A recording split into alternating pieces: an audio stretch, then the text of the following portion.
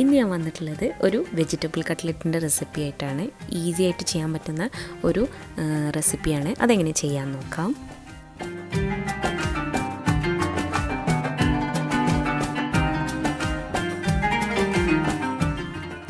വലിയ ഒരു പൊട്ടറ്റോ ആണ് എടുത്തിട്ടുള്ളത്.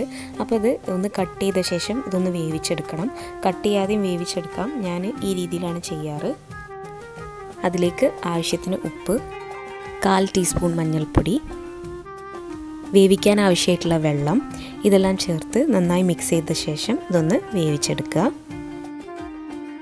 ഉരുളക്കിഴങ്ങ് ഇപ്പോൾ നന്നായിട്ട് വെന്ത് വന്നിട്ടുണ്ട്. ഇനി ഇതൊന്ന് ഉടച്ചെടുക്കണം.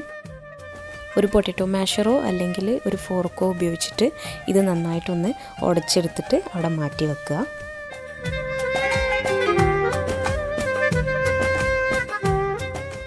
മസാല പ്രിപ്പയർ ചെയ്യാൻ വേണ്ടിയിട്ട് ഒരു പാൻ ചൂടാവുമ്പോൾ അതിലേക്ക് 3 ടേബിൾ സ്പൂൺ വെളിച്ചെണ്ണ ഒഴിച്ചു കൊടുക്കാം. വെജിറ്റബിൾ ഓയിൽ ഉപയോഗിക്കാം.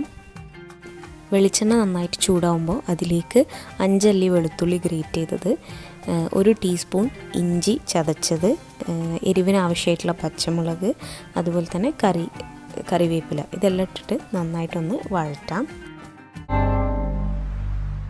ഇഞ്ചി വെളുത്തുള്ളി മൂത്ത് വരുമ്പോൾ അതിലേക്ക് ഒരു വലിയ സവാള കട്ട് ചെയ്തത് ചേർത്ത് കൊടുക്കുക.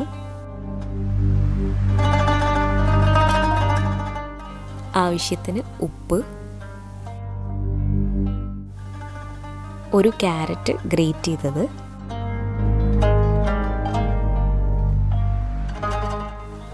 കാൽ കപ്പ് ഫ്രോസൺ പീ. ഫ്രോസൺ അല്ല ഉപയോഗിക്കുന്നതെന്നുണ്ടെങ്കിൽ അതൊന്ന് വേവിച്ച ശേഷം ചേർത്ത് കൊടുക്കുക. 1/4 ടീസ്പൂൺ മഞ്ഞൾപ്പൊടി,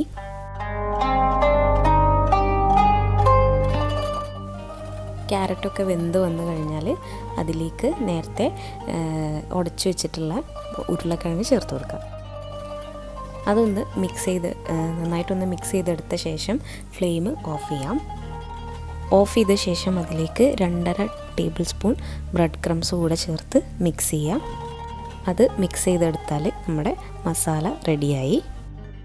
ഇനി അത് ഷേപ്പാക്കിയിട്ട് ബ്രെഡ് ക്രംസും മുട്ടയും മുക്കിയെടുക്കുക. അപ്പോൾ ഇവിടെ ഞാൻ ഒരു വലിയ മുട്ട, അതിലേക്ക് 1 ടേബിൾ സ്പൂൺ പാൽ കൂടി ചേർത്ത് ഒന്ന് മിക്സിയിൽ അടിച്ചെടുത്തിട്ടുള്ളതാണ്.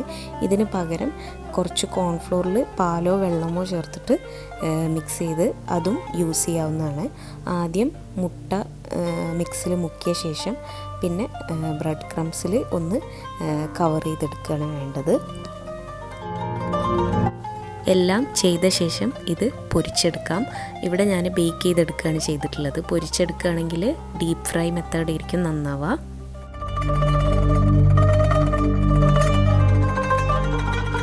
ബേക്ക് ചെയ്യാൻ വേണ്ടിയിട്ട് ഓവൻ 210 ഡിഗ്രിയിൽ 10 മിനിറ്റ്സ് പ്രീ ഹീറ്റ് ചെയ്യുക. അതിനുശേഷം ഓവനിലേക്ക് ഈ കട്ട്ലറ്റ് വെച്ച് കൊടുത്തിട്ട് അതേ ടെമ്പറേച്ചറിൽ 20 മിനിറ്റ് ഒന്ന് ബേക്ക് ചെയ്തെടുക്കുക. അപ്പോൾ 10 മിനിറ്റിന് ശേഷം ഒന്ന് തിരിച്ചിട്ട് കൊടുക്കുക. അപ്പോൾ ഇത് റെഡിയായി കിട്ടും. അപ്പോൾ റെസിപ്പി ട്രൈ ചെയ്ത് നോക്കാൻ മറക്കരുത്. വീഡിയോ ഇഷ്ടമായിട്ടുണ്ടെങ്കിൽ ലൈക്ക് ചെയ്യാനും ചാനൽ സബ്സ്ക്രൈബ് ചെയ്യാനും മറക്കരുത്.